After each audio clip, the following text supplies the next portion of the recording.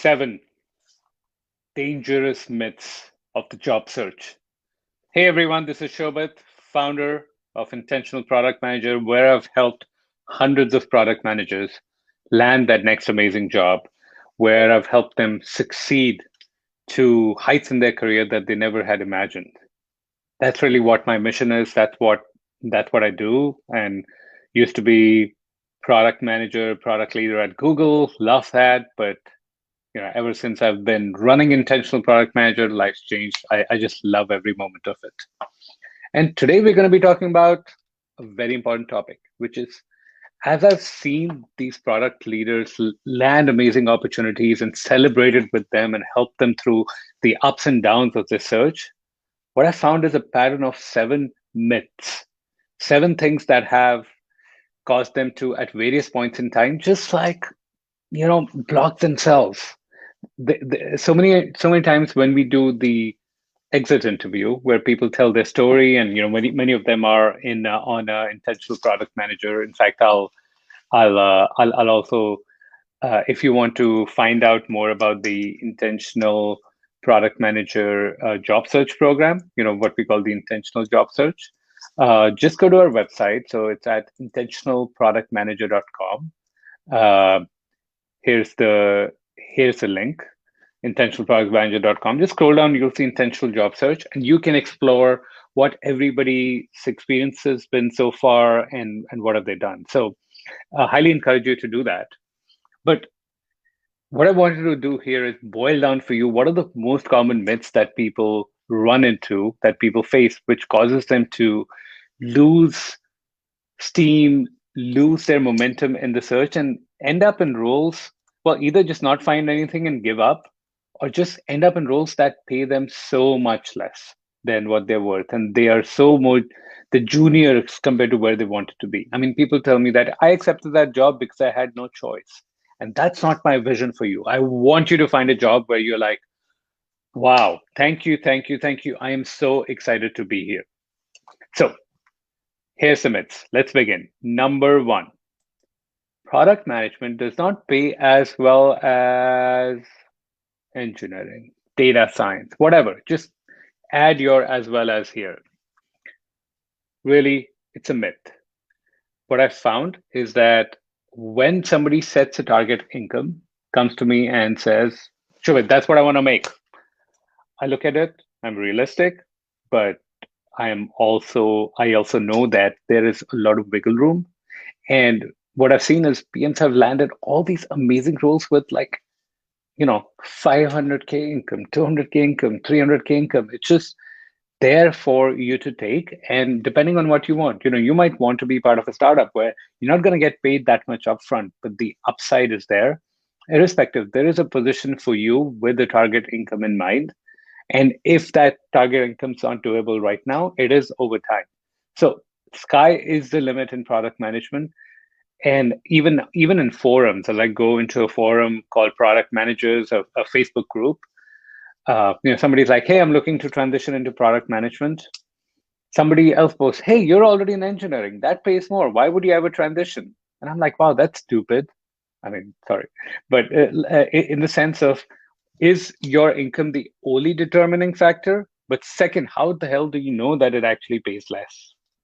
Right? So it's a highly lucrative profession, especially as you grow into it. I mean, the chief product officer at Coinbase left Google, joined Coinbase, went IPO. This person's sitting on $700 million. So the any myth that product management does not pay well, just ignore that. It's a very lucrative profession if you can market yourself well, if you can tell your story well, if you can negotiate well, if you excel in interviews. All those things do have to line up for you to be able to negotiate and get the income that you do deserve. That's myth number 1 that I wanted to bust right off the bat. The second myth, the thing that probably hurts the most people, is their understanding that only product management experience counts toward landing their product management roles. So, people come to me and say, hey, Shobit, I've only been a product manager for 2 years. So that means I should go for a APM role, right? Or maybe a PM role. And I'm like, oh yeah, so you spent how many? 7 years in consulting and 4 years in engineering before that, and 3 years in sales. I mean, does all of that not count? Were you asleep during those jobs? Because if not, you were learning skills that are relevant to product management. Now, where I can help you is help you tell the story and bring those skills and stories forward. Because what I found is most people are not good at telling their story.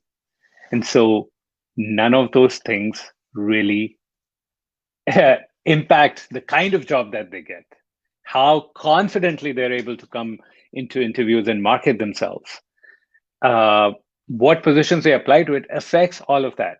So, what I'm saying here is that all the past experience that you've had, it probably matters and it builds you towards the profile of an awesome product leader, given only if you can or if you get our help to tell the story, but it absolutely matters. So don't go for those junior roles just because those roles say, oh, it requires 7 years of product management experience and I have two and I have no hope of landing that. Those job descriptions, they are a wish list. They don't dictate your ability to apply or not. So that's number two, that only product management experience counts. Number three, another myth. I have to apply to like 20, 30, 40 jobs a day. I got to keep going. It's a numbers game. Partly true. Yes, it is a numbers game. Yes, you can't apply to two jobs and then just complain that I didn't get a role yet. But what it also means is that when you get targeted, when you know where are the jobs, which are the jobs that are going to make you happy, that are going to satisfy your needs, and where you have a chance at getting them, what you can do is eliminate 90% of the roles that you would have maybe applied to, maybe out of fear, maybe out of just like, oh, I'm not landing anything, you would have applied to those. And what I say is let's eliminate those. Let's only focus and do well on the 10% of roles. Get referrals, network, tune your application so that you can do well in the jobs that are going to actually give you a decent chance, and go for gold there. Land those. Do amazing things there. And I would rather you like put the effort towards those and target rather than follow this dangerous myth of applying to 20 jobs a day. Doesn't serve you, doesn't serve anyone coaching you, doesn't serve the people you're applying to. So just stop with the application madness. Myth number four, I am getting so many inbound requests. Why should I apply? Why should I apply at all? Wow, this myth sucks. You know, it sucks because now you're leaving it up to chance and LinkedIn's algorithms that somebody will find you for the right role, and hence you will just go for that. I mean, really? Are you going to leave such an important decision on where you go work up to the whims of these recruiters who are reaching out? And recruiters aren't all that bad. I mean, I am doing some recruiting work now as well, which is fun. But what I'm saying is you have to take an intentional approach to finding the right next role for you. And inbound requests are great because those are lower effort applications. But there's a few things. First of all, if you get an inbound request, it doesn't mean you'll actually get the interview. I mean, most of the times you match certain LinkedIn search criteria, and then the recruiter sent out certain requests, and so you responded based on that, which is great, which is really freaking awesome. But that does not really give you the opportunity, or let's say the excuse that, hey, I'm just going to stop looking. I don't need to find anything. And so that's really what I want you to focus on is Stop focusing on the inbound requests. Actually figure out what's the right thing for you, and then if you get an inbound request from there on LinkedIn or whatever, use that. But that's just the easy button. Instead, go and network, go and apply, go after aspirational positions. Don't take what's easy and just accept it. Myth number 5: I cannot make the transition because I've not done product management before. Oh my freaking God. I mean, let's just think about logic, right? Let's just think about plain logic. Do you think the world has increasing number of product managers? Yes, the answer is yes. Do you think they had to come from somewhere? Of course, because if they didn't, then just like logically, how would you get those? So just because you haven't done product management does not mean you can't make the transition. And I see people, uh, what I love about this though, I see everyone run to programs that they think will give them the credibility. Let me go to get a product management certificate and a Scrum certificate and a certified product owner certificate and all these certificates. And all the certificate programs, all they're doing is they're giving you some terminology, but basically all they're doing is giving you certificates. And nobody cares a damn about your certificates. Let me be honest. Nobody cares a rat's ass about your certificates. When somebody comes to me, it's like, you know, certified product owner or product school certified product manager. Really, all that showed me is that you spent some money and attended some classes. What I want to know is, what have you done that's relevant to product management? And you're like, when I work with people, I'm like, I'm helping them extract what they've done and I'm helping them get experiences that are actually relevant to product manager. And they had to exercise that muscle of product management rather than go sit in a classroom or stare at a Zoom window and then get a certificate at the end. So it's not like so certificate programs aside, you can make the transition even if you've not done product management before. It needs skill, it needs a mentor, it needs know-how. But if you let this myth, even to a certain degree, you start believing it, thing is your confidence level just goes down. You won't make the steps, the investment, whatever is required to make this happen. So don't make that ever cloud your judgment that because I've not done product management, I can't do it now. Because that's just a disaster waiting to happen. Okay, next one. When moving into product management, one more myth that people fall into is that I need to take a junior role.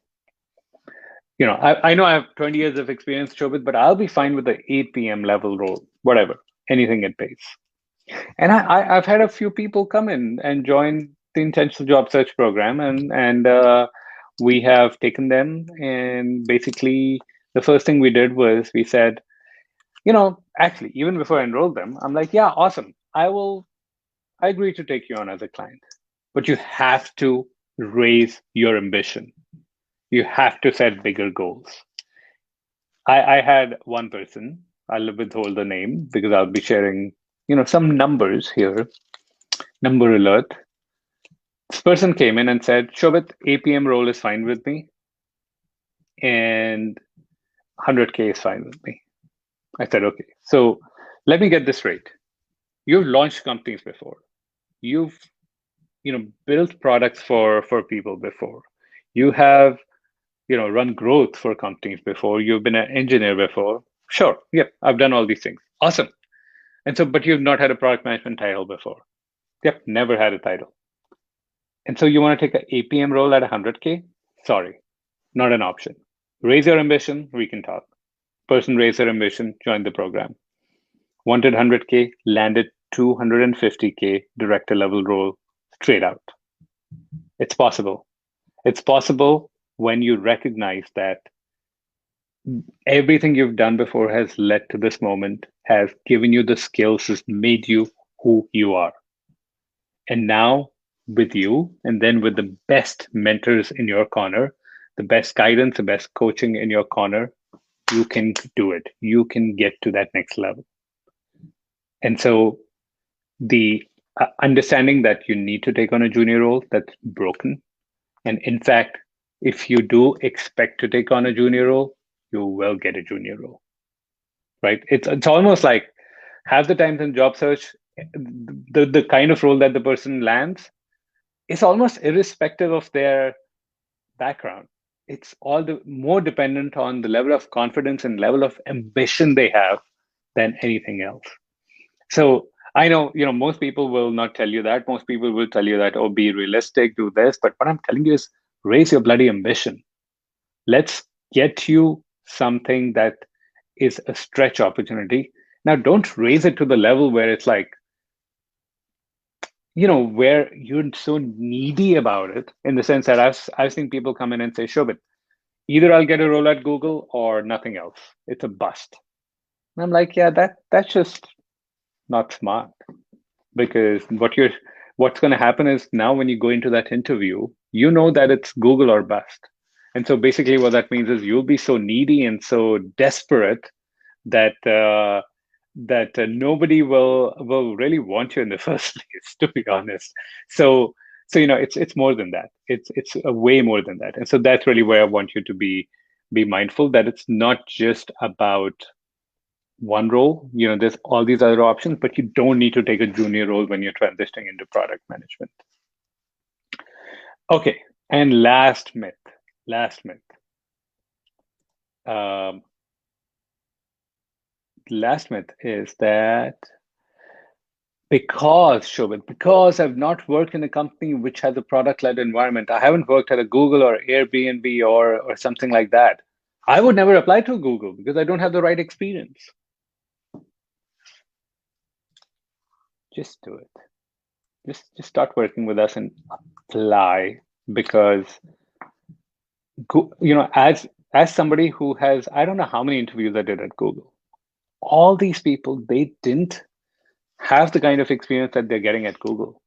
But how many Googles are there in the world? One. And then comparable companies, Facebook, Amazon, maybe a bunch of others. And so, at Google, we realized that if we just stuck to only hiring people who's had this experience, Google would never grow. Chris will never have the people to do the work. So all the time we brought in people who hadn't had that same level of experience, but they were willing to learn. They had shown attributes. They could think through logically and solve problems. They could be creative. They had all these attributes that contributed to them.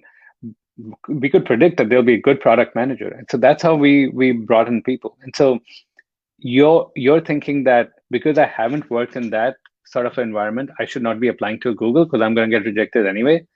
I mean, that's just short-sighted thinking. That's just, again, it's that confidence piece that's letting you down. So that is, again, a very dangerous myth, because what it prevents people from trying. Now, I'm not saying you should just throw in your resume. I mean, that's not smart. But get the best help, tell your story, and then everything changes. Everything changes. And basically, I know if you're watching this, you probably need help. You probably need someone to help mentor you, guide you, get you ready to go get that dream product management role. And so what you should do is use this URL, intentionalproductmanager.com/apply. And just go ahead and set up time with me or somebody from my team. Everyone is trained to help you diagnose exactly what's going wrong in your career, what you could strive for. And if you're the right person, right people for you to work with, we'll give you an offer, and we'll make a decision on the call itself. And if you're not, like a lot of people, I just tell them, sorry, you're not ready.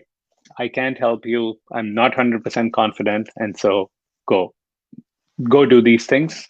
I'll maybe point you to other people or resources, and then you just go from there. So to sum up, here's the 7 myths. Product manager does not pay as well. You can get your target compensation.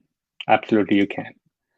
Only product management experience counts when you're applying to product management. Not true. Everything you've done so far, it has led you to this point to go apply. You have to apply to 20 jobs a day. No, you have to eliminate and you have to focus on what makes you unique. What are you a unique fit for, and go apply for those, network for those, focus on those. If you're getting inbound requests, don't just stick to those, because now you're leaving your job search to chance, which is an awful thing to do. The myth that I can't make the transition because I've not done product management before, I mean, that's just plain false. All people are transitioning into product management every single day. It's not easy, but with the right help, it's doable. I need to take on a junior role because I've never done product management before. I mean, so many of my clients would be sitting at APM level roles rather than senior PM or director level roles. And last but not least, I've not led in a product environment. I haven't worked at Google, so I shouldn't apply there. Again, Google would never grow if that was the case. And if you're not applying, you're doing yourself a service. You're also doing Google a disservice. So go ahead and apply and get the help. And if you're watching this, you need the help. That is why you are here till now. So intentionalproductmanager.com/apply. Set up time with a member of my team. Might be me, might be someone else. We'll diagnose your situation. We'll figure out what's really been blocking you and help you build a plan to overcome that. And if you're the right people to work with you, we'll give you an offer. Otherwise, we'll tell you, nope, go here and do this. Look forward to speaking. We look forward to speaking with you on the phone. And don't fall a victim to the 7 myths of the job search. Talk to you soon.